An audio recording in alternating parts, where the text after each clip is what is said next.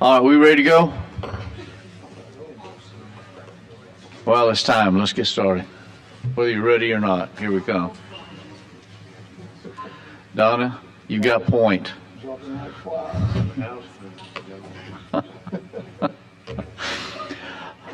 Good afternoon again. Thank y'all for coming. I'm going to first invite Mr. Cam Ward to get up and give us some statements, but I want everyone to understand that this is an unusual thing. We're not going to concentrate on money in this matter. We want this to be an open forum for us to get to know one another. This group, and by that I mean on that side and this side, have a tendency to make the newspapers in ways that are not necessarily friendly. But we want to discuss where we're headed, what we're doing, and what we can do to help one another. And I want this to be an open, getting to know you introduction type matter.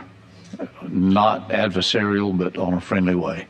Mr. Ward, have at it. Mr. Chairman, thank you, and it's great to be back in front of you guys again.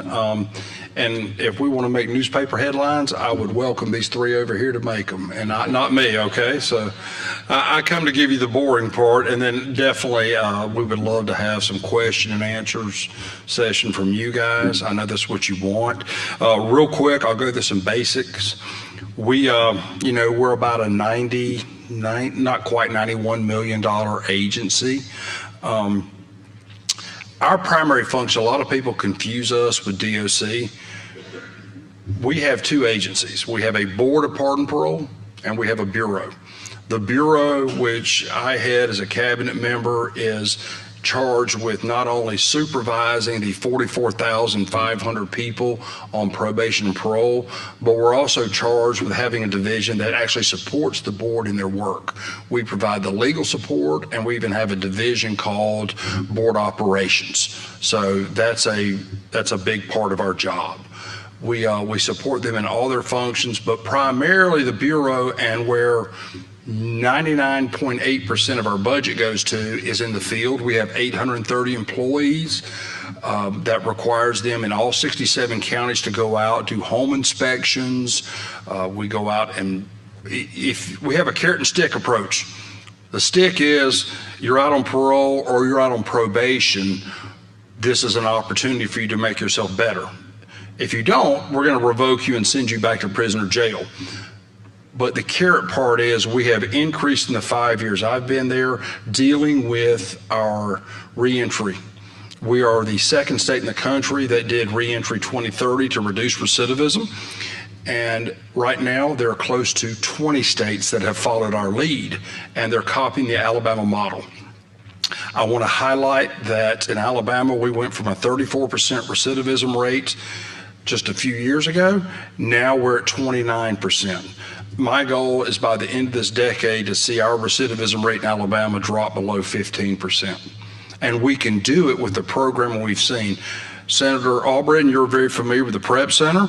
The PrEP Center has had this month, or in October 3rd, we will see now over 430 graduates go through that program in a 2.5-year period. So far in that period, because they get the mental health treatment, the drug treatment, and job training, which we partner with 15 private sector organizations as well as Ingram State. The job training, we have people leaving there making $85,000 a year in welding, plumbing, and electrical work. It works. You know how I know it works? Of the 400 and something people that so far are going to be going through that program, we've had 0 commit a new crime. We have a 0% recidivism rate. That will never hold up. My guess is in 10 years from now, we'll be looking at a 4 or 5%. But compare that to the 29% recidivism rate overall, it works. We're a public safety organization, but we're more criminology than we are criminal justice. We both have a criminal justice aspect where we're trying to keep you from ever going back again. The person who has a drug addiction, the mental health addiction, that's our mission. We're a public safety component. We're one piece of that puzzle, but we're the back end of that puzzle. Couple quick numbers, and I'll let you guys, if y'all want to ask questions for me and the board, couple quick numbers. We did have the largest percentage cut of any general fund agency last year at 4.1%, but we did well. We've used the money we have. We have a lot of capital. We have a lot of rollover money. And the reason that is because we do capital. I don't do capital improvements early in the fiscal year because I don't know what's going to happen with the state budgets. So what I try to do is roll money. I don't do capital improvement projects until July because I don't want us to get in a situation where we come up in August or September and go, oh, legislature, we ran out of money. So we try to do it early, but we kind of balance it. But with the bid process, we do have to roll over money each year. That goes from everything from we are starting to put cameras on officers that do home visits because I worry about the legal liability as well as the safety of those officers. So we are starting a program where we put those devices on them. We have expanded due to new laws that have been passed by the legislature. We have had an expansion of our electronic monitoring to allow us to do certain juveniles that the judges want us to monitor while they're out on bond and bail. So that's a new program we've taken on. It's working because as the recidivism rate goes down, we have a place to play in it. Also, we're a member of 7 federal task forces right now, the U.S. Marshals, ICE, ATF, DEA. We participate in all their task forces. In fact, I know none of you are from the Birmingham area, I don't think, but in Birmingham they had the shooting on South Side. Remember the club shooting? There was a club shooting. The first thing we did was we were on that task force and ATF called us and said, will you please pull any data you have? Well, because we electronically monitor a lot of people, we pulled the data and guess what? There were 2 people that pinged at there. And so kind of find out they didn't participate in the crime, but they knew the people who committed the crime. We brought them in for a hearing. ATF was there. They were the witnesses that helped catch the criminals there. So we're not the solution to public safety, but we are a part of the solution to public safety. And I'm proud of the work our law enforcement officers do. Couple other things, and this is something, I didn't know this when I was sitting where you guys are sitting, but I've learned it more now. We supervise 44,500 people. Of that number, parolees are 3,594. Everyone assumes it's all those people on parole. Actually, the biggest issue has been probationers. 81% of everyone we supervise, almost 37,000 people we supervise are on probation. Now, people ask me why, and that number keeps increasing. But the reason it increases, and I'm not ashamed to say this, I think it's because we're doing a good job of monitoring them and watching them and making sure they're held accountable. That number's gone up. Judges, more and more judges are sending us probationers, and it's working. We're doing a good job. Our officers do a great job, but that's just a fact of life. Parole is actually the wrong word. It's more, we're supervising those who were previously incarcerated. And probation's become that's just become the reality of life. So, Cam, just Yes, to reiterate, you mentioned that you're supervising 44,500 people, and you're doing that with 830 employees. And the 37,000 some odd you're talking about are people that are on probation, correct? Yes, sir. This is probation before they go into prison or go into sentence. Is that correct? Or you get sentenced. What happens is you go, okay, I'm going to sentence you to this crime, but instead of sending you to DOC, I'm going to send you to CAM. That's kind of what they're doing. And it's because we have more, and this is not a knock on DOC, I think they're trying to. You have more expertise. We have, the programming is more thorough, and this is not a knock at all on DOC. What it just says is, all right, I'm going to keep you out of that overcrowded system because I think we can make sure you're going to get better, but go through CAM's programming. I would assume that that's because your employees are out in the field. DOC's employees are in the Correct.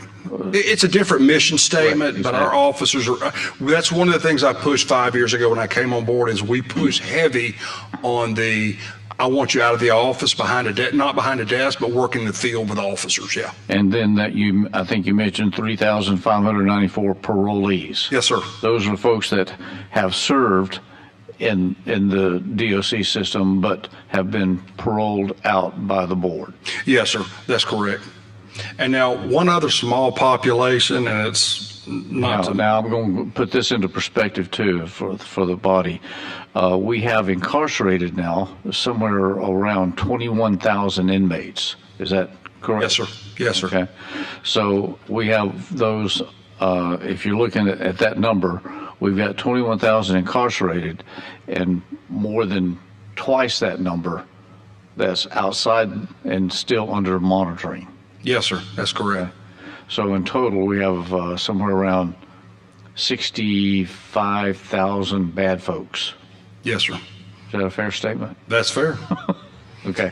Just want to put that in perspective. No, that's what, eats up, I know, the general fund between Medicaid, pardon, parole, mental health, and DOC. It's the population. You got to serve it. I will say, I think we're making progress as I see recidivism rates go down, and I'm going to continue to strive to do that. The biggest issue I see on our part is, one, we are a personnel-heavy agency. Almost the bulk of our money goes to leases for our regional offices, because I want people to be closer to their clients. I don't want to be Montgomery driven. Second, the biggest issue is, quite honestly, we got to pay people. You also mentioned that you've had 430 graduates of your Yes, sir. training program? Yes, sir. So that's approximately, and that's dealing with parolees, not with those on pardon. No, so they do. No, they do. Yeah, what they do is those 430 officers, they have arrest power. They're like. No, I'm not at 430. I'm talking about the 430 people that have graduated from your system. Yes, sir. Yeah, you're talking about prep. Yes, sir. And now I will say this. I'm very proud to say we've had 3 other states that have offered to come and visit. They want to replicate the system we have at prep. And I would like to expand that one day. Obviously, we have to deal with the parameters of the general fund budget. We want everything, as you know, Mr. Chairman, but we can't have everything.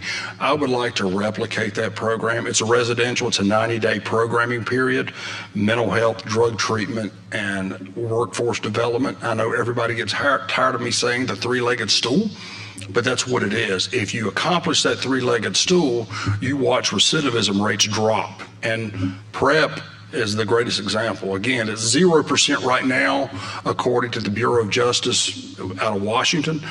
But I would say it'll probably at some point go up to 5%. But again, if our overall recidivism rate's at 29%, if that's the model, and we can get it down to 15%, we would be in the top 3 in the United States as the best recidivism rates. We can do it.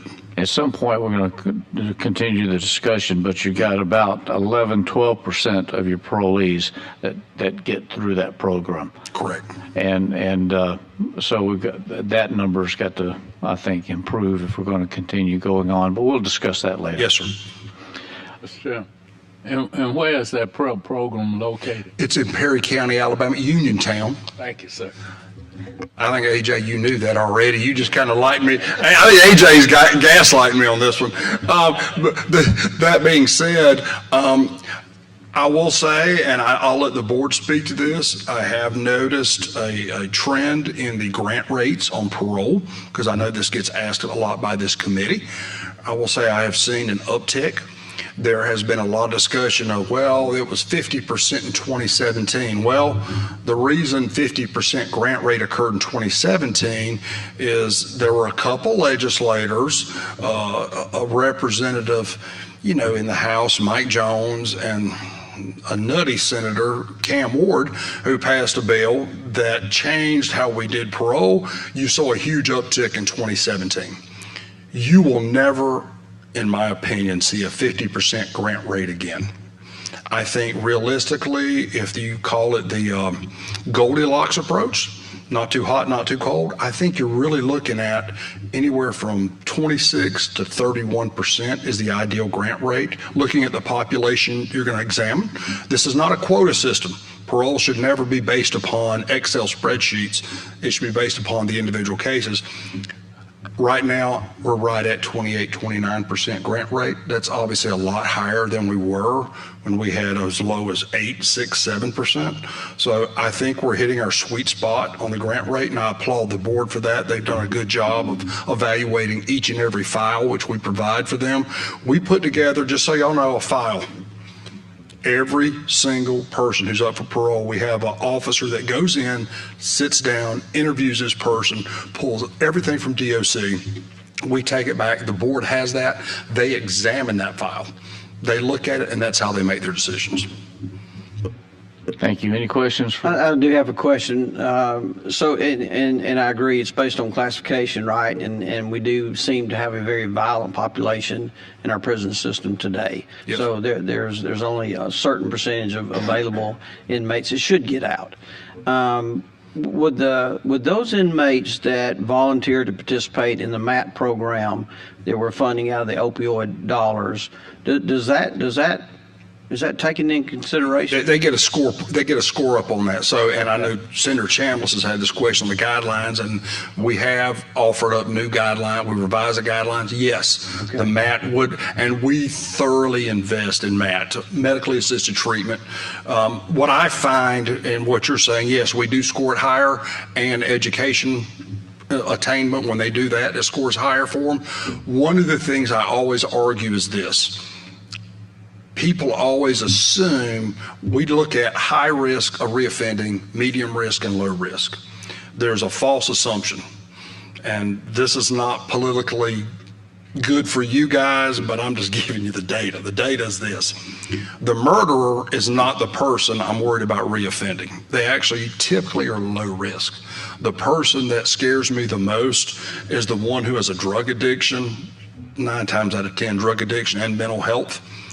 They start off by stealing, then I put a gun in a convenience store person's face, and then I burglarize your home. That's the one that worries me the most, and that's why MAT is so important. So, and as a follow-up, and I'm glad to hear that. So I know if the EOS, then you can't control whether they may stay on that program. Is there a way to know, is there a percentage of those that EOS, do they volunteer to stay on the MAT? No, almost. Only They almost parole. never do. If you don't have some sort of supervision, and this typically happens, Representative Reynolds, with people who are bipolar, they say, I feel good. I don't need to take this anymore. And if no one's supervising them, making them take it, they normally come off. And I know there's a heart out there for saying, let's do EOS on everybody. End of sentence means there's no supervision. Let me say this. I really believe you do not want someone coming out with no supervision. However you change the law, whatever law you write, make sure they always have supervision. Otherwise, you can't hold them accountable, and oftentimes their disease or illness will come back and bite them. Okay. Well, I applaud you on the 5% reduction, recidivism. That's awesome. And I suggest maybe that program has assisted some there, and certainly we want to continue to fund that and do that. And appreciate you incorporating that into the parole. Well, thank you, Mr. Chairman. And I'll finish with this because I know you guys have a lot of questions, maybe for me and the board, but I will say this. Our recidivism rate is lower than Mississippi, Tennessee, Georgia, Louisiana, Arkansas. We are higher than South Carolina. We're tied with Florida, but it tells you the direction we're moving in. Some of these other states are going the other way. We're going down. And my goal is to catch up. I don't know what South Carolina's doing, but just a comparison number, South Carolina's at 21%, we're at 29%. State of Alaska is at 71%. I think it's a mental issue because of the climate. That's my personal opinion. Delaware's second at 68%. It's because of the suburbs of Philadelphia moving out into Delaware, and they have a drug issue. Drugs drive a large part of our crime problem. Very good. And Very so good. Just want to leave it there. Mr. Our numbers Nash, are good. I did want to say, Mr. Nash, welcome to the board. Appreciate your service. And I haven't met you or talked with you, but I did reach out to Rocky Harnan, the sheriff there, and he gives you a big green thumbs up. So that's good. That's all I need to know. So appreciate your service. Yes, sir. Representative Underwood. More of a statement, a little bit of a question at the end. I'm not sure I'll catch a better statement today than the zero recidivism and the job prep. I'm just not sure I'll get over that, because obviously, if I can make an obvious statement, that helps our community. That also helps the business environment of us needing people working. So you're solving more than one issue when you do that. And it was a 430 something, I think. Yes, sir. Is that the number? Is there anything limiting?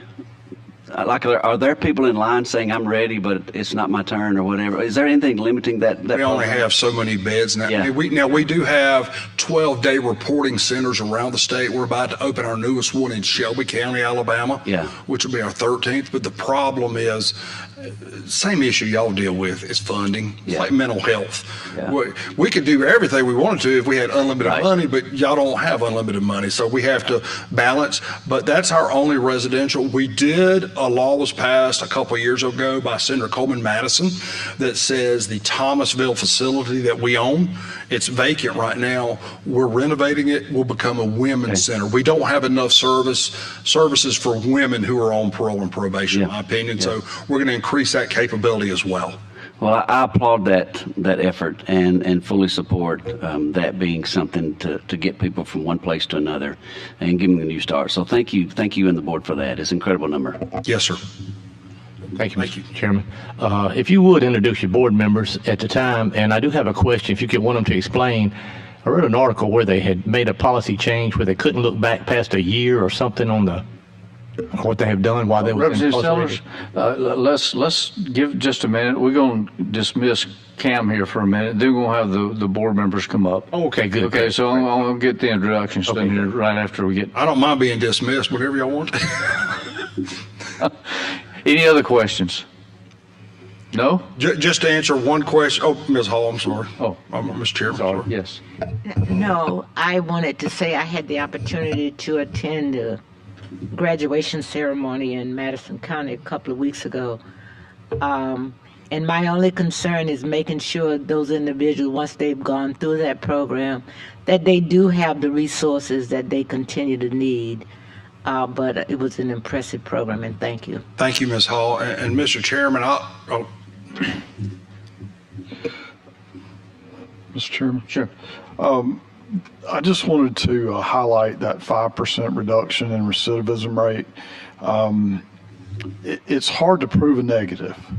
So it's hard to put our minds around the victims that never were victimized, the families that were never harmed because of a crime. That's what that 5% represents.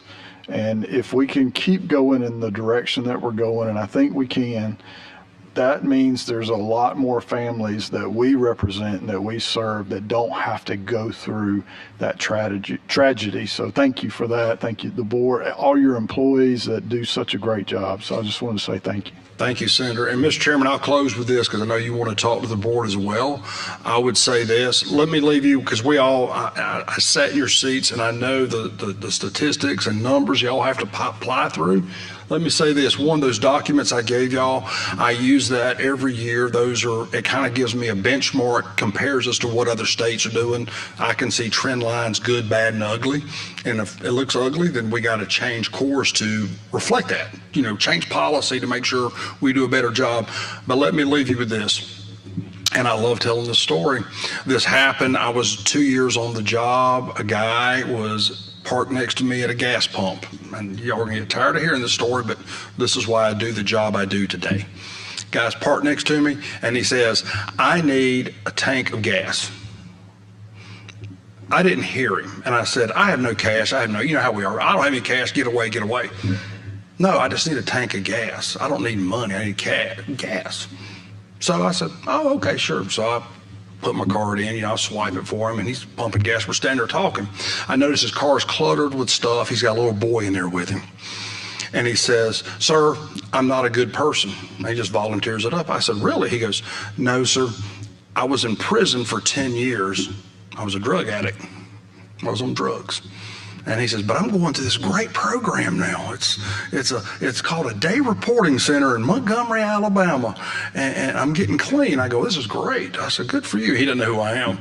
And so we're talking. I said, "What are you doing?" He goes, "My grandson has never seen his grandfather, my father, and my father's dying of cancer in UAB." I said, "Oh, wow. I'm sorry to hear that." He goes, "We're driving up there right now. I need a tank of gas so he can meet him before he dies." Go through the whole story.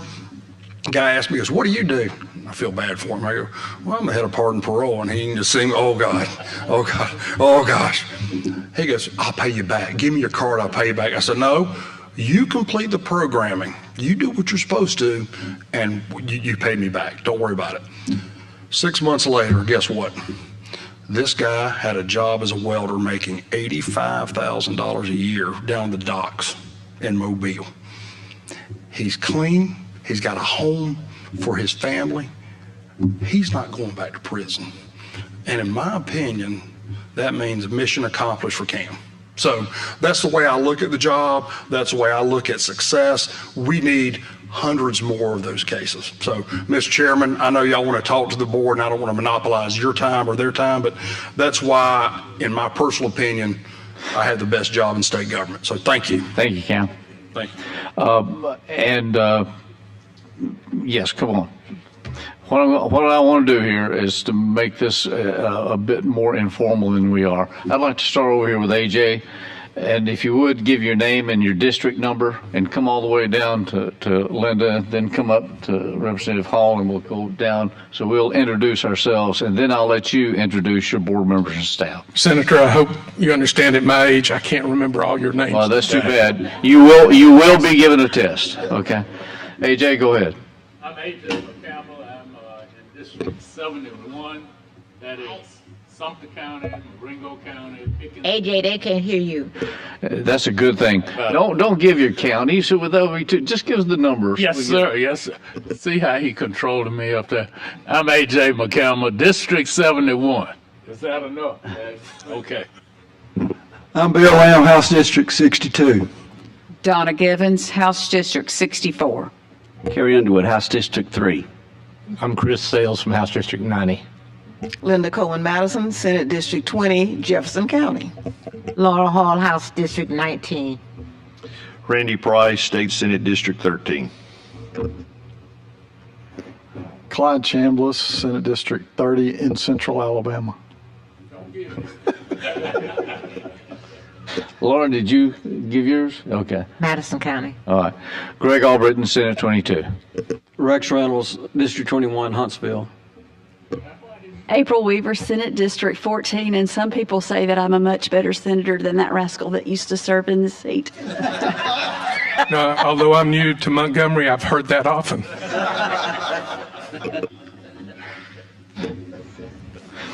Your turn. I'm Hal Nash. I'm chairman of the Board of Pardons and Paroles. All of about a month and a week and a half. With me today is Gabrielle Simmons, an associate board member, and also Daryl Littleton, associate board member. You need to understand that we call Gabrielle the anchor. She's worked her way from parole officer up to board member of the board. She knows the files backward and forwards. She's a great asset to this state serving on this board. Likewise, Mr. Littleton served many years in law enforcement with the state troopers, and I can never get it right. He took care of the folks like the lieutenant governor, the detail, I forget the exact name of it, but he's had a distinguished career also in Alabama law enforcement. I've been a cop most of my life. In fact, I will tell you that basically I'm just an old country cop. If any of y'all are familiar with Bryan, Alabama, Bryan is 2 miles from Georgia and 2 miles from Tennessee, smack dab in Alabama, right around Nickajack Lake and Nickajack Dam. Started at Chattanooga Police Department many years ago. First started before peace officer standards and training started, and the sheriff of Hamilton County in Chattanooga took $3 out of his wallet and was hiring me as a part-time deputy, and gave me the $3 and a piece of paper, and I was 19 years old, and he said, take this over to the clerk's office. I've signed this paper. They'll swear you in, and you'll be a deputy, and bring me back my receipt. So with $3, I was as much a cop as you could be back then, before post and what have you. And got sidetracked into business to help what I thought was required of me to help the family.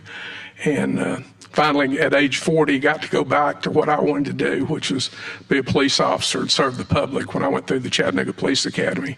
We all had nicknames back then, and mine was Papa, because I was by far the oldest person in the police academy at 40. But anyway, through grace that I don't understand, I stand before you today, and I'm appreciative. I told the chairman that I appreciated the invitation, and he said, usually we don't get that from folks. I don't know anybody in Montgomery. I'm happy to go anywhere. So if any of you have anything, feel free to invite me and I'll show up. Certainly I'm open to any questions you have, and I'll try to answer them as honestly as I can. One thing this board is going to be is fair, open, and honest. And I stand before you today and pledge that to each and every one of you. If you have a question about this board, call me. I'm going to give you a card when I leave with my cell phone on it.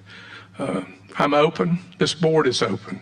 We're going to be fair, and we're going to represent this state in a way that y'all be proud of. So with that, any questions you have, I'll be glad to try to address them. Members, got questions? Self? Yes, sir. Not long ago, there was an article I read that said you would no longer be able to look back in a person's file for a certain amount of time. Could you explain that to us? The guidelines look at, and for a point system, for the past 12 months of their disciplinary action inside the penitentiary. Trust me, I was amazed at how much information the Bureau provides the board in these files. We see their entire record, and that is taken into consideration. The point value, the guidelines, the point system that I was so enthralled with when I got here, everybody wanted to talk about the system. That is a guideline. It's not a rule. It does not say, it says you get points or subtract points if you have good behavior in the past 12 months. But that being a guideline, that doesn't mean that's all we can look at. That's just a part of the matrix that makes up. Senator? Mr. Chairman. Thank you, Mr. Chairman and board members, for being here today. I think that's very important that you are here, and I appreciate that. My comments are along the same lines, and I think all three of you know this, but I want to say it here. As a state, as a board, we are able to write the policies that our inmates are going to look to. They're going to look to those for hope. They're going to look to those, if I do this, then I have an opportunity. We write those, you all write those, and you can write them any way you want to. All that I ask is that y'all write them the way that y'all use them. And if they're not there yet, and they're probably not quite there yet with this new iteration, I would just ask that you write the guidelines that people are looking at in a manner that you're applying them. That's just something that I feel strongly about, that we as a state, if we're going to write the guidelines, we should go by the guidelines generally. I know there are going to be exceptions. I know that because you're dealing with individuals and individual cases and that kind of thing. But when we're not going by those guidelines the overwhelming majority of the time, that's a problem. And I think y'all have taken a great first step to getting there. A couple of things. I too look at the 12 months. I know you have the history and you can look at the history. I would request that y'all look at that, not today, but just look at that. Is that something that should be extended more Because to me, if an inmate gets in prison, and let's say they've been there 15 years, and they had a lot of disciplinaries the first 2 or 3 years, and then they tailed off, and then the last 5 they had none, that tells me something. That tells me that they were a little wild, but they've matured. They can handle things. So I think that's important. I think another part of it that still needs a little work is with the home plan and the work plan. I understand those are big things and you need those, and maybe those should be if you have those, it leans positively, but some folks are not able to get those before they get to that point. Maybe they shouldn't be penalized. So again, that's some detail, and I will leave it to you all to figure that out. But those are just some concerns and comments that I would have, and I appreciate y'all being here. This is the first time that I'm familiar with that you all have come to these meetings, and we can just express our opinions and thoughts. And again, it's your job to do what you do because y'all know way more about it than I do, but those are just some thoughts that I would like for y'all to consider over time. Senator, I agree with the 12 months. Looking at that, in fact, I've made the comment over some in the past couple of weeks. I'm new at this, so it's all new to me, and I'm looking at it. So I have these newbie questions that I asked the other 2 board members, and one of them was, look, these guys look like they've figured this 12-month deal out because they got egregious behavior up until 14 months, and now their record's clean. So we have to look at it from that side too. One of the things I'm happy to say is that the mechanism is in place. We were required to review these every 3 years, these guidelines. I don't want to upset y'all when I say it's not going to happen, but it's not going to happen because we have the mechanism in place that they're constantly being reviewed. We're not going to be a static organization that can't change when it needs to change. If we sense something needs to be changed and it's before the 3 years is up, let's change it. Don't wait. We have that ability. And the Bureau has in place a committee to look at these guidelines periodically, several times a year, so that if we do need to change, as you say, we can adapt to the needs. And I think that's important that you say we can't take the hope away from these people. I will tell you without going into a lot of detail, we did a parole today. Man's been in prison for 59 years. 59 years. For whatever crime. I'm a believer in second chance. I wake up every day, and if we think about it, we all get a second chance every time we wake up. Because we can outstrip our yesterdays by our todays or do more work with a finer finish today than we did yesterday. I believe in second chances, but 59 years, and I will tell you it was a medical parole. He's dying. 59 years. He's done programs, he's done things. I don't know why he's still there. He's not any longer or won't be in a few days. But I believe that people need second chances. I believe that we do not need to take hope away from people. I also believe in public safety. I believe because of my mom and dad, God bless them, very few people had the benefit that I had. I was 68 years old when I buried my mom and dad. Had them blessed with them for 68 years. And they taught me some valuable lessons. One of them is treat people like you want to be treated. But there are consequences. And we have to realize that, and the inmates and inmate families need to understand that too. There are victims out there that we have victims come to our board meetings, and it'll tear your heart out about the child that's talking about the father they never knew because he was murdered 25 years ago. There's still, that sore is just as festering today as it was then for those victims. So we take that into consideration. But there has to be some consequences. When these judges hand down a sentence, that's a sentence. But you can't take hope away from people, Senator, and I agree. Well, thank you. And what I'm hearing you say is there's a balance. There's a balance to all of this, and I appreciate that. And the one thing I did want to say, and you said it, is the 3 years is a mandatory. But if you need to tweak it, tweak it. There's nothing saying you can't. You can make a little change in the next few weeks if you want to, or maybe a moderate change in the next few months. You can do that, and I think you should, because when you take hope away from people and they have nothing to live for, it gets really bad where they're at. And we're creating more problems for DOC if we're taking hope away. All right. So not to put you on the spot, Cam, or somebody else may know this if you don't, what is the percentage of inmates that we have that are not eligible for parole, roughly? I'll defer to Cam with that one. So, and let me say this, one, guidelines, I was listening to you ask those questions, and one of the beautiful parts is we have to go through the Administrative Procedures Act.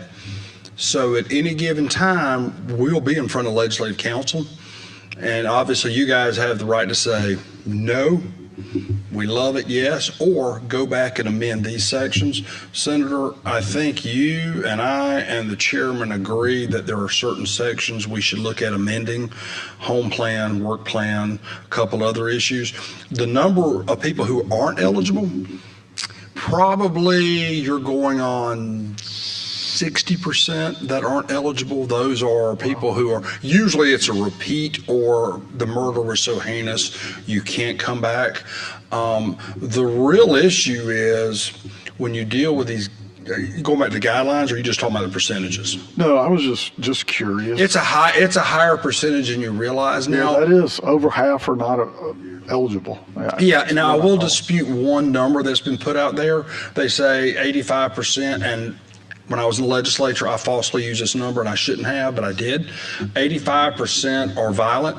The problem is, under the Code of Alabama, how we define violent is different. If I go to your house, Senator Chambliss, and break into a tool shed and steal your lawnmower, and the lawnmower is valued at $501, I'm considered a violent offender. So I look at violence as I hit you, I hurt you, that's kind of how I look at things.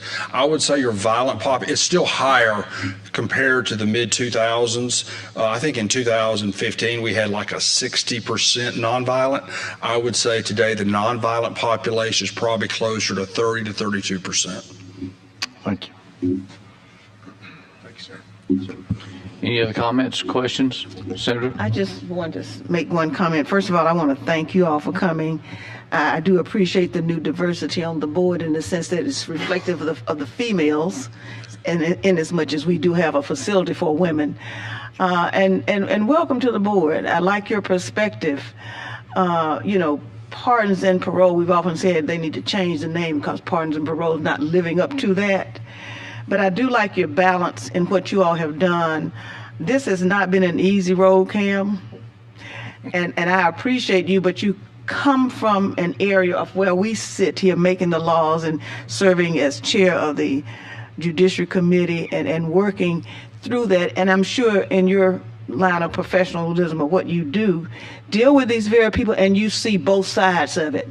But it has got to be a balance. For years, we kept doing the same thing, anticipating a different result. We were not getting a different result until we made some changes and started doing things differently. I've sat through this. This is my second day sitting through this. And yesterday was very depressing. As I told the chair, I said I was really depressed when I left. But of all the agencies, I'm surprised that the bright spot for me is pardons and parole, and the numbers that you all bring in changed lives and how it's impacting people, in particular the area of where people are going out and being trained, getting jobs, changing their lives. And Senator Chambliss, you've mentioned it's not just about that person. It's generations to come. It's the generation of the lives of the families that we are changing. And what that young person is seeing, because I know people in the system right now, but I can tell you the impact that it has had on families, or whether those children tend to go into that same life if we don't make a change. And for the ones that have come out and turned their lives around, I have seen those same families, for the younger generation coming on, now you have 2 college graduates, where before you had two that was being killed because they went into that same life that they saw their family go into. It does make a difference. And so instead of being takers, they are contributors now to society. So thank you all for what you do. Thank you. Any other questions?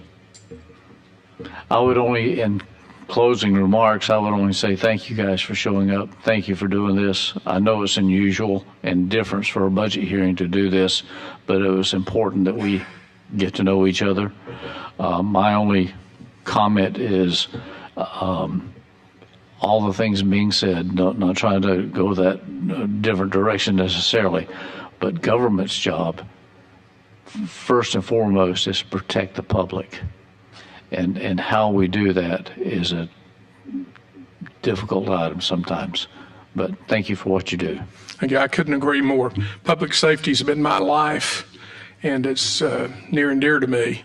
It's a responsibility that I take very, very sincerely. I have to sleep at night. That's a responsibility I take very seriously. It's whether or not I make the right decisions or put together the right team or the right team approach.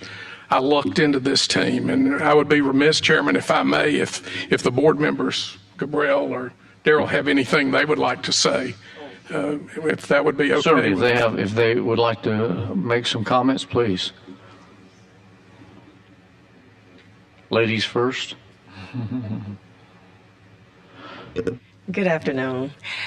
I really don't have much to say. I'm grateful for the opportunity to be here and to serve the people of Alabama on the board. If there's ever anything that you all need or that we need to discuss, please feel free. I'm grateful for the opportunity to serve with Chairman Nash as well as Associate Member Littleton, and we are doing everything we can to be fair, to be open, and we all take our job serious. I agree with Chairman Nash. We work together well with the Bureau, and we will do what is necessary to continue to do a good job at the task that we've been given. Thank you. Thank you. Thank you. Now, you're the last one, so can you name all of us? Never mind. 1, 2, 3. Good afternoon. Thank you so much for this opportunity. I just want to let you know that this is 2025. You're going to see positive things out of the Bureau and the board because we are working so closely together. We're trying to become efficient. I'm just going to brag on the Bureau and the board. Because of training, being a parole board member is very difficult. It's something that you don't ever understand until you actually sit in that seat. And, I've been on here 4 years, and it took me a year to understand that I did not know a thing about paroling. So I had to go and train. So Mrs. Simmons and I, we got together, we started training. We went to the Association of Paroling Authorities International. We learned how to parole, how to safely parole. Some folks don't need to come out. Some folks need to be out earning a living. So we want to let you know that we are in the middle of developing what's called a structured decision-making model and framework so that when we look at paroles, we know what we're doing and we're not guessing at it. This is not about a gut feeling. This is about safe and positive releasing. When folks go into Ingram, I'm just going to brag about the 2-year college system. When they go to Ingram and learn while they're incarcerated and actually come out with certifications and degrees, they are telling the state of Alabama, I am not going to be a burden on the taxpayer. I'm going to start paying taxes, and I'm going to take care of the victims that I have victimized. So let's look at those individuals and move them forward. And I just want to let you know that we are going to do better. And any questions for me? Thank you. All right. Thank you, sir. I think those were very worthwhile. Thank you for your time. Thank you. If I may, Mr. Chairman, in closing, please, I'm going to give you my card. If we can help, if you have any questions, please call me. we're going to be an open book to this legislature. I pledge that right now, and we've talked about it in the board, and we're going to be united in being a open book to this legislature. My dad taught me a lesson a long time ago, and it's you don't strangle the goose that lays the golden egg. Ladies and gentlemen, you're the goose. We're not going to strangle you. We're going to cooperate in every way we can to continue this board going forward. And with your help and with the help of the Bureau, it's going to be quite a successful board. And thank you for your time. Thank you. Thank you. Yes, I'm going to hand you a card. All right. Thank you for that. Thank you, Cam, for bringing them in. Appreciate it. It's good to see you. Mr. Fowler, are you ready? You think you're ready, is that right?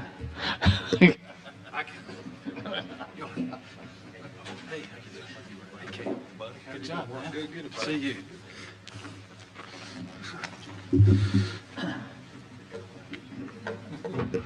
Thank you for coming. My pleasure, Mr. Chairman. No, don't tell me that. We've had the conversation.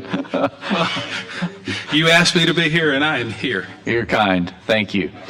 Do you have some things for us, or we've got something that we're going to hand out to you. Okay, good. Right here, and I'm told I have a clicker here to make this do something. Oh, how about that? It does work. Okay.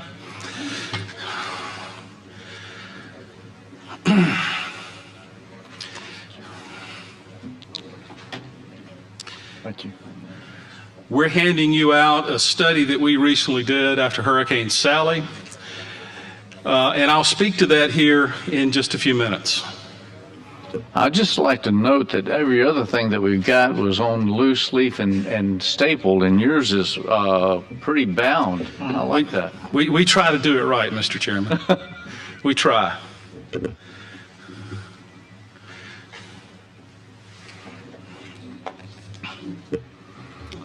All right, go ahead. Thank you. Thank you, Mr. Chairman. It's a pleasure to be here with you. It really is.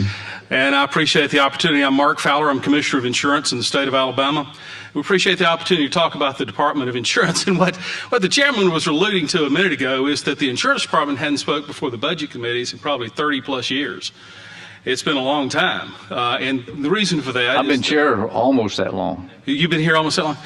The reason for that, of course, is that we are what's called a middle column agency. We don't draw from the general fund. We do add to it, and I'm going to show you some stuff about that in just a minute. So I called the chairman. I said, Mr. Chairman, what do you want me to say? And he says, well, not many people know really what you do at the insurance department, so why don't you talk a little bit about what you guys do? And I said, well, you know, we collect the premium tax. That's a pretty good chunk of the general fund. Maybe I'll talk about that just a little bit, show some trend data on that. He says, yeah, talk about that. Maybe we have a great fortified program. Maybe we'll talk about that. Yeah, talk about that.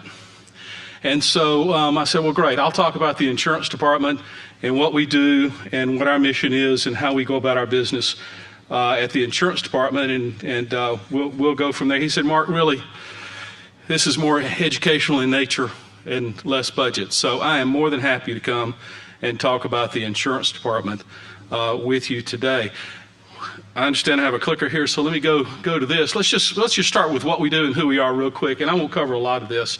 Our mission at the insurance department is really about policyholder protection. Everything we do at the insurance department looks through that lens of what we do to help protect insurance consumers. Now, we do that by regulating the insurance industry. We examine insurers for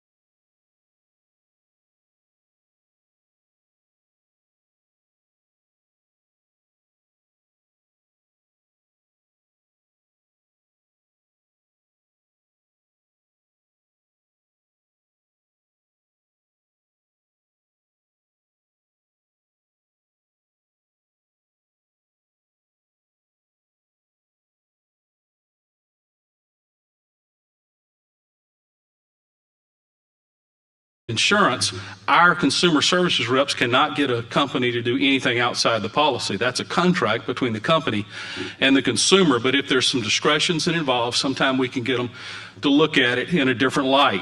Last year, our consumer services division fielded more than 7,200 complaints, an increase, and we returned more than $8.4 million to Alabama insurance consumers through that process. Our producer licensing division issued more than 255,000 licenses last year. About 240,000 of those were to individual agents, adjusters, and brokers of various types, and the rest were to business entities. Our state fire marshal's office, State Fire Marshal Pilgrim is represented here today, represent the fire marshal's office. Our state fire marshal's office is our largest division, actually. We have 43 sworn state law enforcement officers in that division, and they're divided into 3 different sections. First, code enforcement, fire code inspections. Excuse me. The Fraud Bureau. These are the investigators who look into insurance fraud. Back in 2012, you passed a bill giving the Department of Insurance the authority to investigate insurance fraud. We do that. We have 13 sworn professional insurance fraud investigators, and last year the Fraud Bureau conducted 429 active investigations and made 139 arrests. These are sworn state police with all the authority of all sworn state police. Our Arson Bureau has 30 sworn professional arson investigators, and last year we conducted 130 fire investigations and made 40 arrests. The Arson Bureau also has 2 arson-sniffing dogs. We made more than 25 canine responses. Now, these dogs also go to schoolhouses and firehouses, and I can tell you, when we put something about one of the dogs on our Facebook page, it blows up. So we get a lot of attention from our dogs, from the canine unit. The Fire Marshal's Office also contributed over 1,298 hours assisting other law enforcement agencies. Our Consumer Outreach Division is something that's new to our department. You gave us the authority, in fact, you put it in the duties of the commissioner about 4 years ago, that the commissioner would engage in public outreach and in education. And we do that through our Consumer Outreach Division. The goal there is to raise the level of insurance knowledge among Alabama insurance consumers. We just believe that intelligent insurance consumers are the best ones, and we believe that promotes market strength and market stability. The Examination Division is another one of our largest divisions. It is the division that ensures solvency. It's the ones who do the audits, the financial audits, and even market conduct audits of insurers, and they're the ones who tell us if they're solvent enough to pay the claims. And that's a pretty important division to insurance consumers. Our Office of Risk and Resilience, I'm going to talk about more in depth in a little while. That office is getting a great deal of both national, local, national, and even international attention right now. I'll cover that a little more in a bit when I talk about the report that I just handed to you. Now, some of you may remember there was a bill last year having to do with PBMs. Now, I know you're going to have to stretch back in your memory to figure that one out, right? Yeah. So the bill passed last year, giving the significantly, frankly, expanding the authority of the department in PBM regulatory work. And importantly, it cleared up a question as to the department's authority to fully enforce the Pharmacy Audit Integrity Act. Now, let me say that our department takes this new authority extremely seriously. And it has been putting all the necessary pieces in place to fully enforce compliance with all provisions of the PBM Act. We have spent countless hours in countless meetings with consultants and stakeholders and stakeholder groups in preparation to make sure we get this right.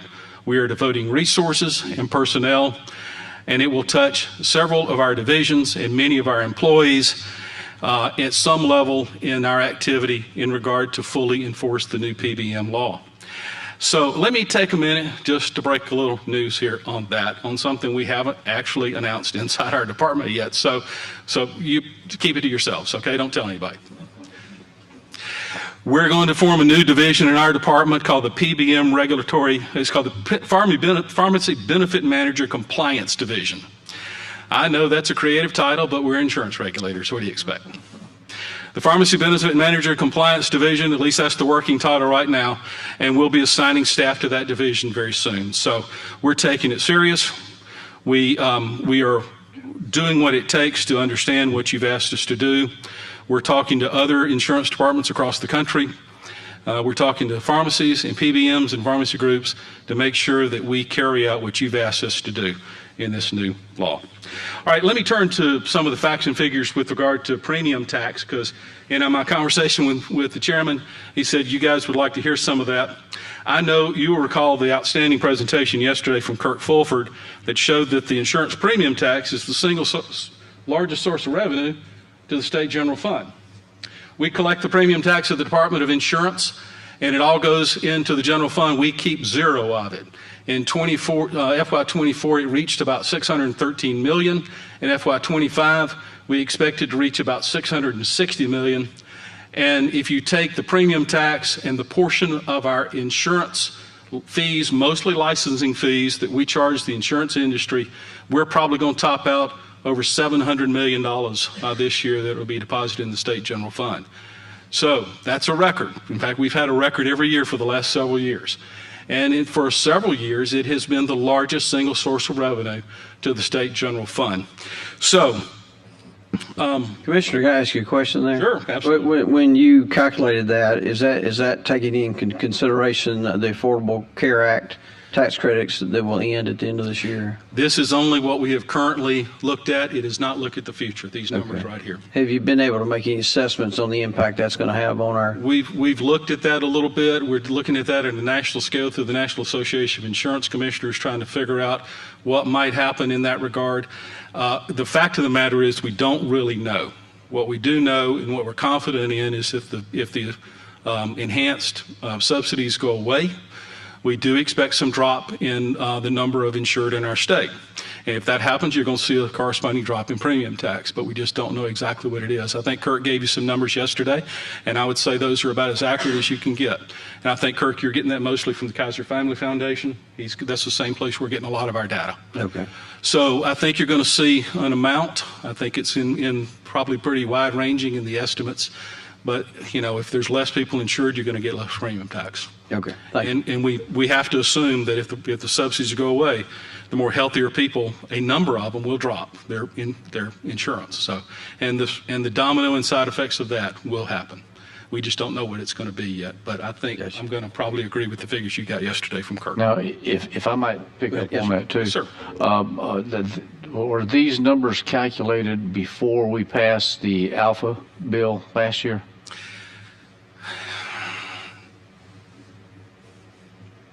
Yes, sir.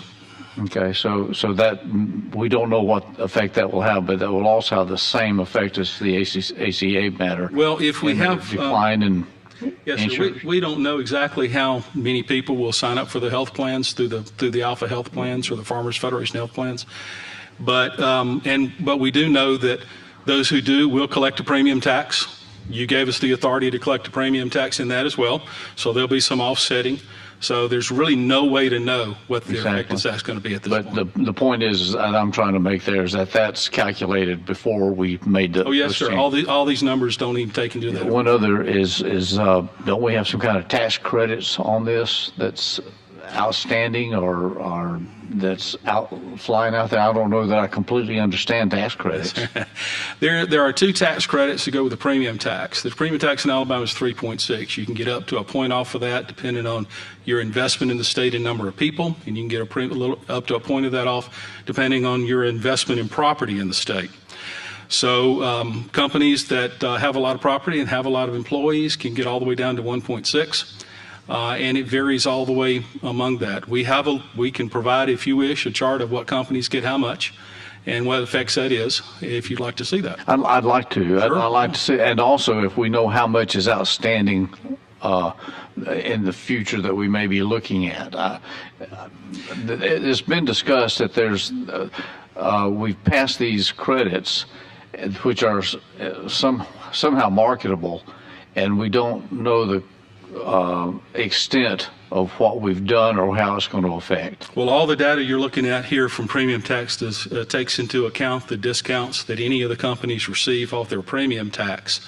And unless something changes in how they do their business or how much property they have employees, that's probably not going to change very much from the historical data right now. And if you can get some health data plan bill like that, probably doesn't have any effect. if you can get some data like that for me, and make it simple. I mean, I'm colorblind too, so just keep it in a very simplistic way so that I can copy it and understand where we're going. I would appreciate it. Sure. As mentioned, this is a major source of income for the general fund, and so is interest on monies that we got. We know what's happening with the interest, and so we're trying to be a little bit more protective on those. So whatever you can do, I'd appreciate it, Mark. Whatever data we have that's publicly available, you're welcome to have as well. So we can put that together for you. If you look at insurance fees, one of the other places where we contribute to the general fund, we collect mostly licensing fees, but we have a myriad of fees we collect from the insurance industry. You guys allow us, the legislature allows us to keep some of those, and that's what we live off at the Department of Insurance. We don't take any general fund money whatsoever, and all of the fees we collect, you allow us to take. It's almost half of that, or at least actually a little more than half of that. So we're what's called a middle column agency in the general fund. We're in the general fund bill, but we're in the middle column. We don't draw from the general fund. We do add significantly to it, and we're pretty proud of that fact too. I've been told that I should probably wear that as a tattoo on my forehead when I walk into the State House to let y'all know that. So anyway, we split it about half with the general fund. And I think probably I may have a chart that shows the growth over the last 5 years in the premium tax.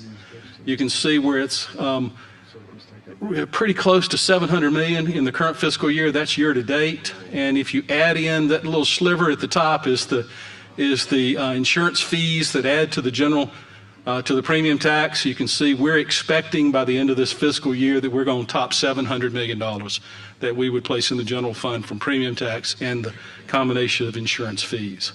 And I'm not ready for that one. So anyway, the chairman asked me to also talk to you about our fortified program at the department.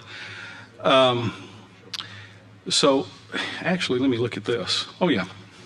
So let me talk about that just a little bit, and I'll be glad to answer any questions you have of that, because I know you all know about the Strengthen Alabama Homes program that you authorized in 2012.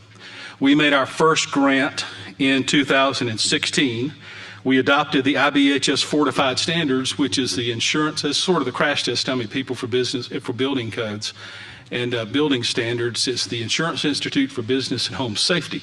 They have a major research facility and a wind tunnel in South Carolina. You can go to their website and watch some fascinating information from their website and some great videos of looking at a fortified home and an unfortified home next to each other. They'll turn on their fans. They can create a hurricane at a building filled with thunder and lightning and rain, and watch the unfortified home blow out the back and the fortified home stand right there. We made our first grant in 2016. We grant up to $10,000 for a fortified roof. It's to Alabama residents. It's an insurable property on a foundation. We primarily are in Mobile and Baldwin counties, but we're expanding some other counties now. I'll mention those in a second. And right now, as of today, we have granted almost $92 million to Alabamians, and we've fortified over 9,300 homes. Alabama is the home to the most fortified number of homes in the country. We are the most fortified state in the nation.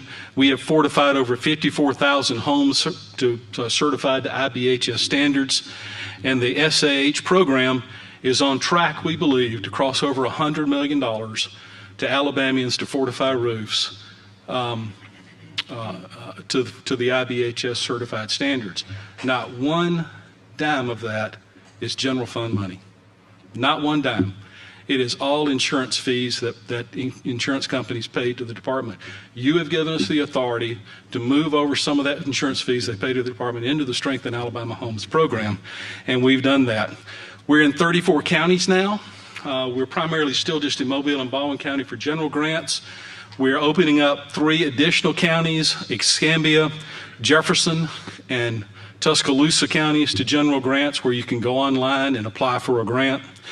In the other counties, it's been primarily special projects that we do with groups like Habitat for Humanity. They're a normal, regular partner with the Department of Insurance. We did a project recently in Selma where we fortified 40 roofs that had been damaged by the tornado in Selma.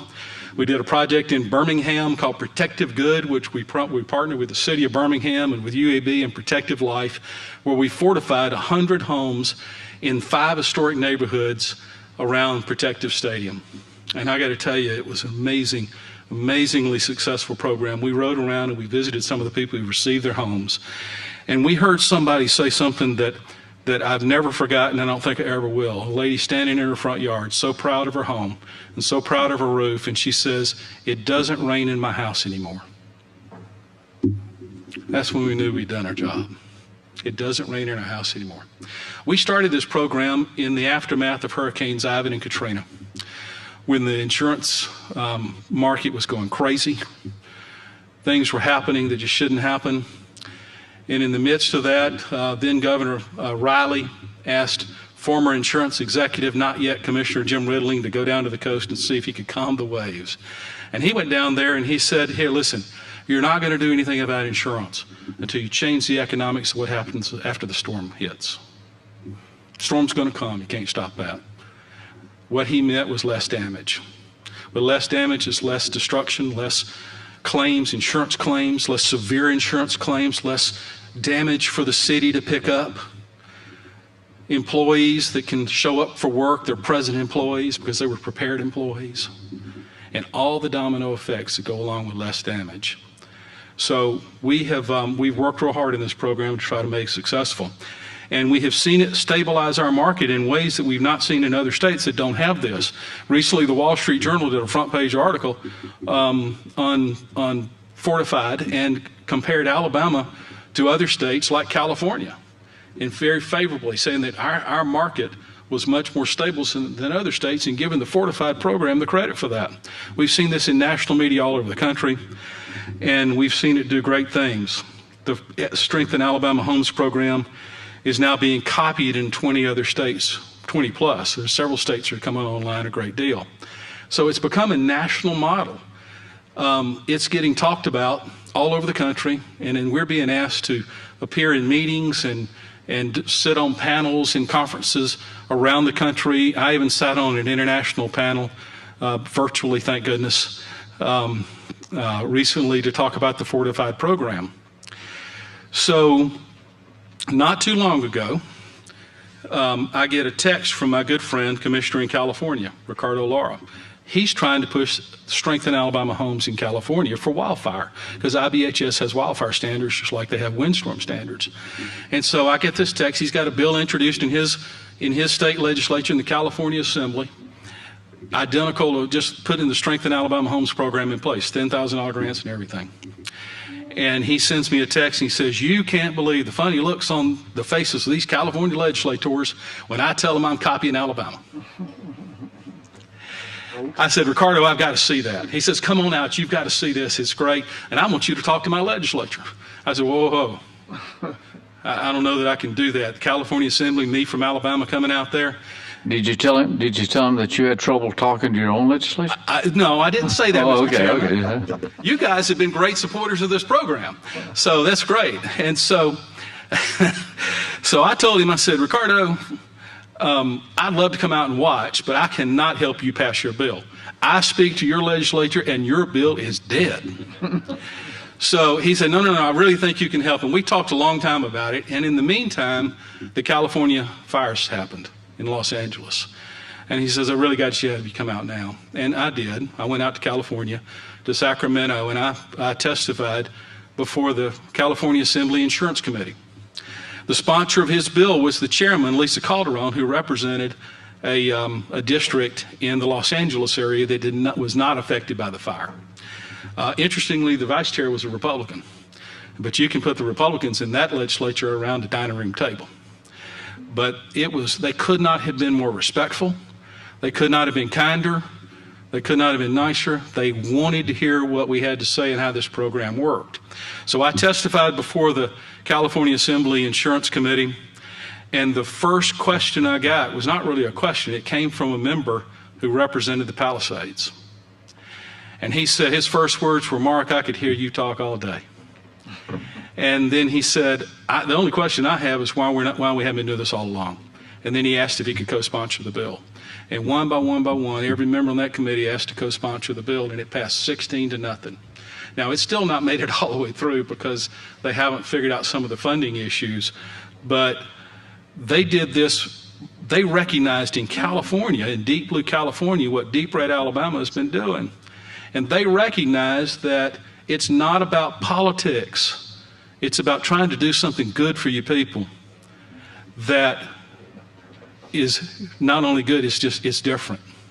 They recognized now what you all recognized 15, 20 years ago, that this helps. Fortified helps, build stronger. It's not really rocket science. So we have seen it's helped stabilize our market.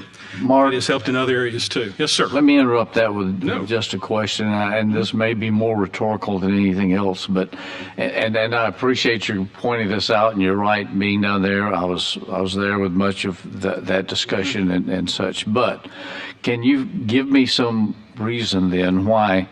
I think it was the day after you and I spoke, I get my insurance bill, and it's 20% more than last year.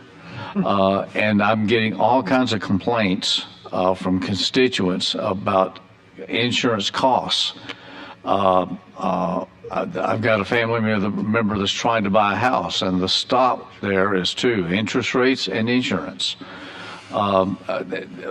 Can you help me have some explanation that I can share with people of why the skyrocketing costs there? And I know that's been in newsprint and other matters, but I'm turning to you, my expert. Did you say expert? Oh man, we're in trouble now. We have seen this happen all over the South and all over the country. It's not just in property insurance for your homeowners. It's in healthcare. It's in every other line of insurance.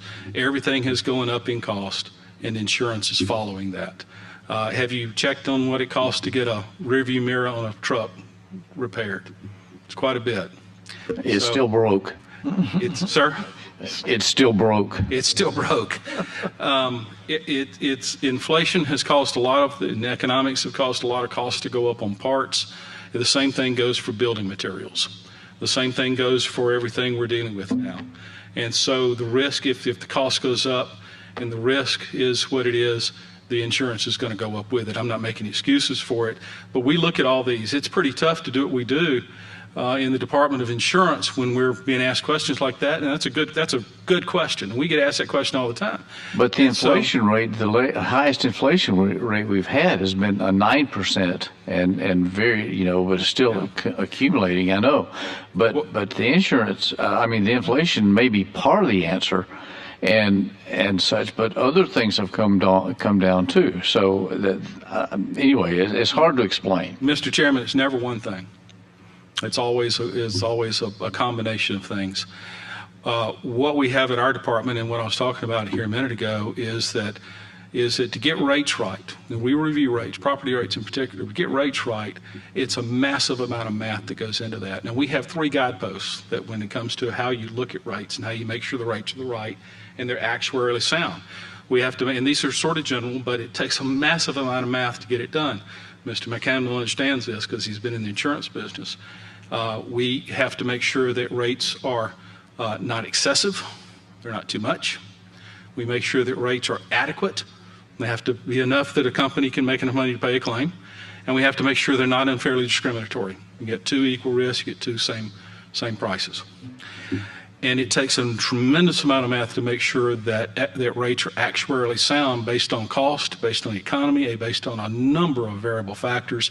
And actuaries make a lot of money to do that. And we use contractors and in-house actuaries and analysts, and it's amazing amount of education and certification that they go through to be able to do what they do. We have 4 in-house actuaries, and we still use contract actuaries to help us get that right and make sure that when we approve a rate that it's actuarially sound, even if it has to go up. Mr. Engineer. Mine's a little bit off the topic that you're on now. Do you all, regulate prepaid funeral plans? Or No, sir, we don't. Who does that? That's the Funeral Services Board. Funeral service. Okay. We used to. I tried to give it away for years, and they finally took it. Y'all finally gave it to them. Thank you for doing that, by the way. I would like to say I totally agree with what you're saying about the fortified roofing. I had just finished a new roof a few months before Sally hit. And my home, I live in Baldwin County, the home was okay. Everything around it was devastated. Of 18 acres of pine trees, I had just a few standing. It was unreal. I did not have a shingle missing. So I cannot support the fortified roofing enough. And when it was first presented, I was with Representative Steve McMillan in Mobile when I started my first time to hear about it, several years before that. And so I waited till I needed a new roof and applied. I had just finished maybe 6-9 months before Sally. So I can sing praises about the fortified roofing all day long with you. Well, thank you for that story. I appreciate that. We've heard more and more stories like that, especially after Hurricane Sally. What you got to realize, let's talk about the report we just handed you just a minute. Hurricane Sally was a strong Cat 2 hurricane that came ashore in September of 2020 in Gulf Shores.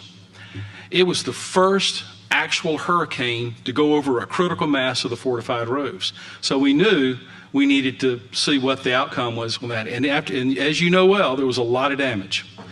In fact, people asked us, how do you tell which roofs are fortified and which are not? We said, well, we're color-coding them for you. The blue roofs are not fortified. So, and that's the way that looked. And so after Hurricane Sally, we started getting reports from some of the insurers down there that the fortified roofs had performed as advertised and really well in a lot of cases, and they started coming to us showing us their data. And we said, this is great. We've got to be able to talk about this. What can I tell publicly? And they said, nothing. This is all proprietary information. We got to be able to tell this story. I wanted to shout it from the rooftops, fortified rooftops preferably. So we had to figure out something to do. So we reached out to the Center for Risk and Insurance Research at the University of Alabama, which we're very close with, and we've done a lot of work with over the years. We strongly support them. In fact, you have given us the authority to help fund them at $1.5 million a year out of insurance fees. That's where they get their base funding. It comes to the department, and you've allowed us to give $1.5 million a year to the center. So we reached out to Dr. Powell, Lars Powell at the center.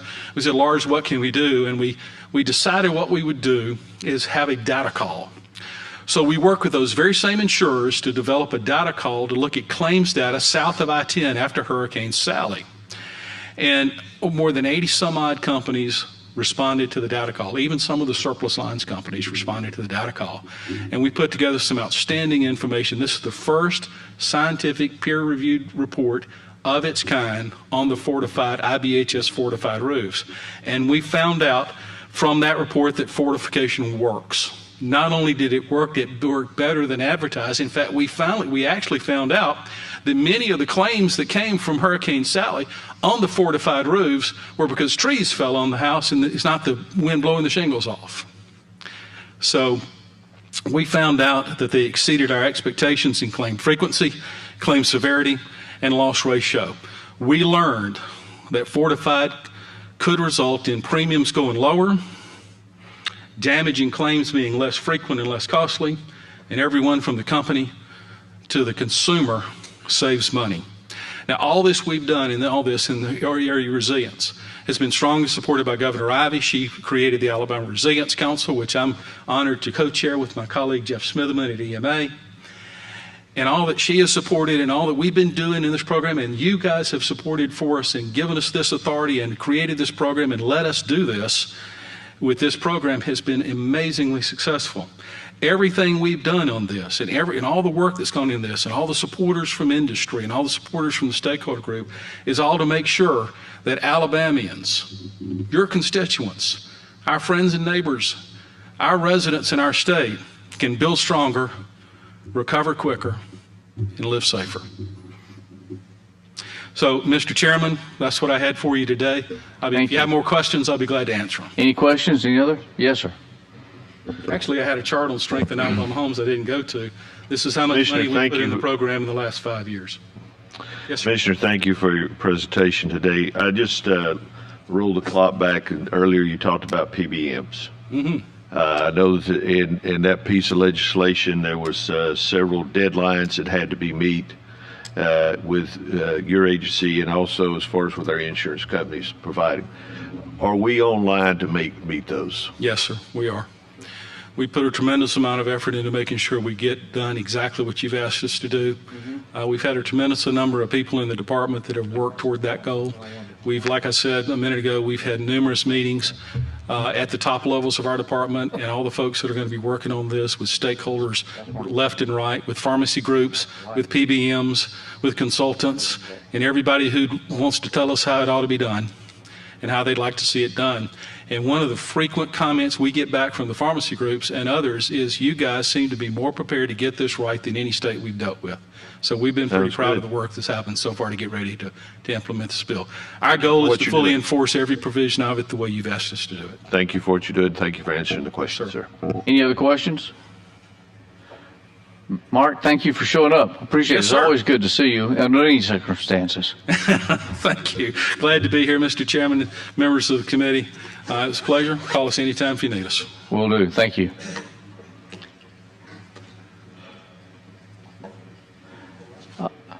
We have next on the agenda the ABC board. Is anyone here from ABC? Oh, okay, good. I apologize for the delay. We sometimes get carried away. No worries. Not all of us. Mr. Chairman, members of the committee, thank you for having the ABC board here. My name is Neil Graff. I am the Chief Operating Officer here at the Alabama ABC. Mr. Curtis Stewart, our administrator, is on a long-planned and well-deserved 30th anniversary trip with his wife. He apologizes for not being able to be here, sends his regards, and asks that I speak on our behalf today. So all my attempts to interrupt with his private life did not work successfully. He went anyway. All right.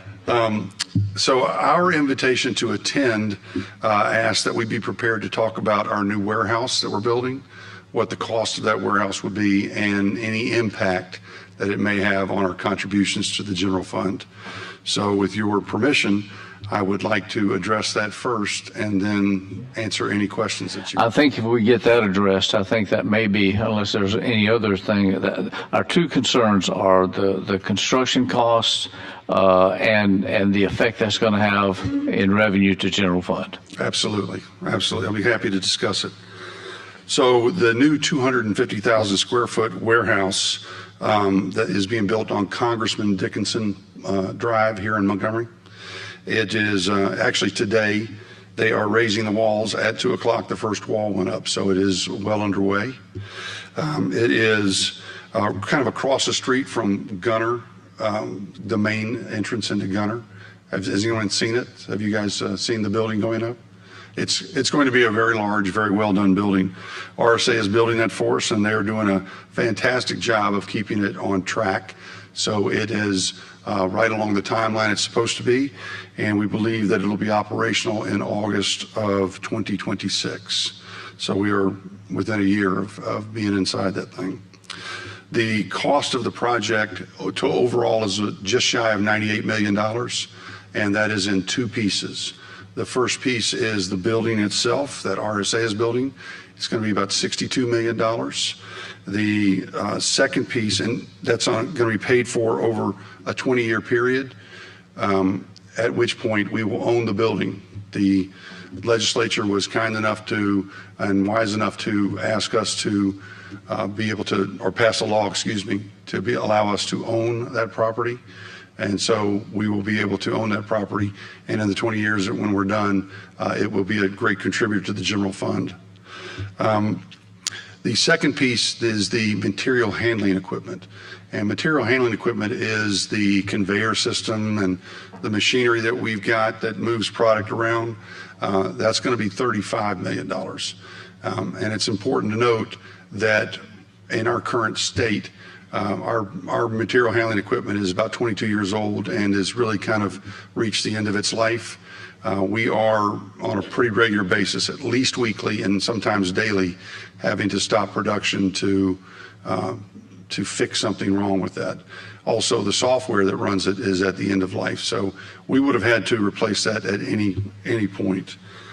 We understand that $98 million is a lot of money, and we don't take that lightly. So we wanted to answer the question, which I'm sure is probably the most important question, and that is, how will that impact our contributions to the general fund? So as I think you are aware, most of our general fund contributions come from tax revenue. A very small portion of it comes from any profit that we might make. In 2024, we distributed $360 million to the state of Alabama. $110 million of that was a contribution to the general fund, which, by the way, prior to that last presentation, I thought was pretty cool, but I don't feel as good now after seeing the 660. So 110 of that was for the general fund. Of that, 109 of it was from tax revenue. Only $1 million came from the profits. So we think that we know that the tax revenue that grows over the course of the next few years should get us, it should be the same or grow slightly in the next, say, 6 or 10 years. So there shouldn't be a tremendous impact to the general fund at all. There will be the $1 million that we did give last year will not be available because the cost of the material handling equipment is going to be paid for over a 6-year period. So even though it's a smaller portion of that money, since it's a short time frame, the payment becomes larger. So we do not anticipate having any additional profits for the next 2 to 3 years, and maybe as much as 6 years.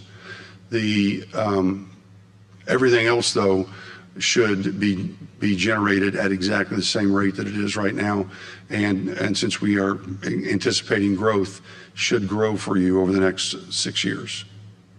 And you're talking about from the tax revenue, correct? Yes, sir. But as far as the profit margin, you're anticipating no contribution to the general fund from that for 6 years? For 6 years. The term that we'll be paying for the material handling equipment, we're anticipating very little, if any, profit to be generated.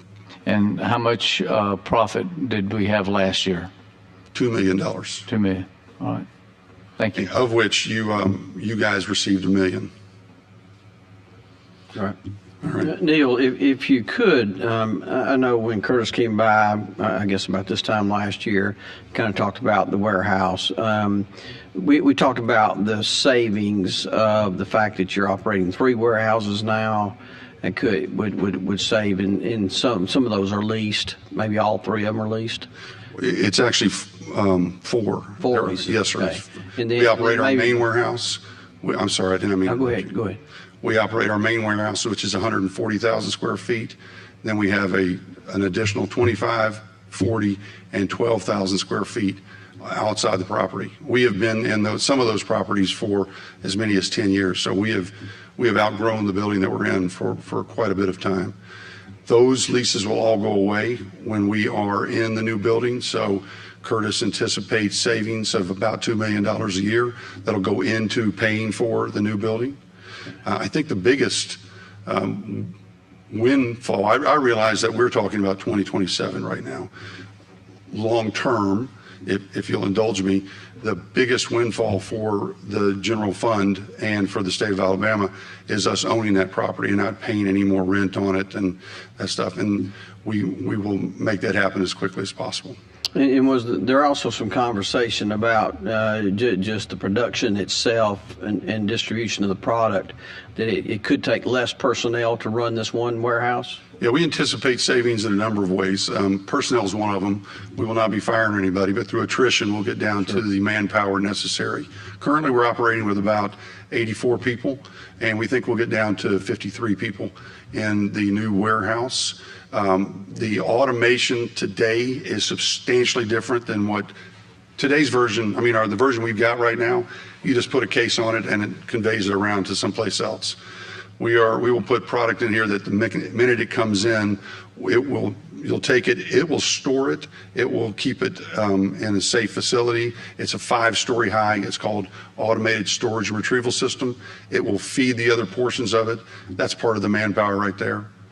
And then lastly, just to follow up, so I reviewed the numbers in the packet that you sent to our offices recently. Yes, sir. And I know the day that we talked some year ago, those savings of the warehouse and the personnel were not reflected in those numbers. Were they reflected in what we received recently? So Curtis would have sent that to you. What he provided to me does show cost savings in there. Okay. So I'm assuming what you have has that in there. Okay, because the numbers did fall off a little bit there, so I was wondering about that. Yes, sir. I mean, just looking at it, I don't feel like they're reflected in there. I didn't see a line item reflecting that savings, but I will certainly make sure that I'd just be curious that he knows that, and we'll get back to you with that information. Okay. Thank you. Did you say from 84 personnel to 3? No, ma'am. 53. 53. I missed the 5. Thank you. That would be quite a cost saving. Clarification on that. Thank you. Just also another clarification. Okay. And how big is the new facility that's going up now? It's 250,000 square feet. And if you're adding up those other numbers that I gave you, that's not substantially larger than the other building, but it goes 5 high in terms of what we can store. Our current building will only allow us to go 3 high, so you get about a 40% increase in what we can do. As a matter of fact, because of the way we're storing stuff, we'll be able to carry more than twice as many cases as we have right now. We carry about 400,000 cases right now, and we'll be a lot closer to 800,000 cases of capacity when we are able to open the new building. So, and you did say now, so you have 4 facilities now that you're storing in, right? Yes, ma'am. All 4 of those are being leased, Yes, ma'am. and they so that all of those leases will go away, or will you retain any as a result? We will not retain any of those 4 buildings. All 4 of them will go away, and all of the services that are provided in those 4 buildings will go into the new warehouse. Any other questions? I appreciate you coming in. We appreciate, we've got a lot of construction going on in the state right now, a lot. Yes, sir. And we are looking toward, as we talked about yesterday, some stringent revenue times. So we hope that we can do a couple of things. Number 1 is get all the construction done and over with. And number 2, stop spending so much. And number 3, start collecting more.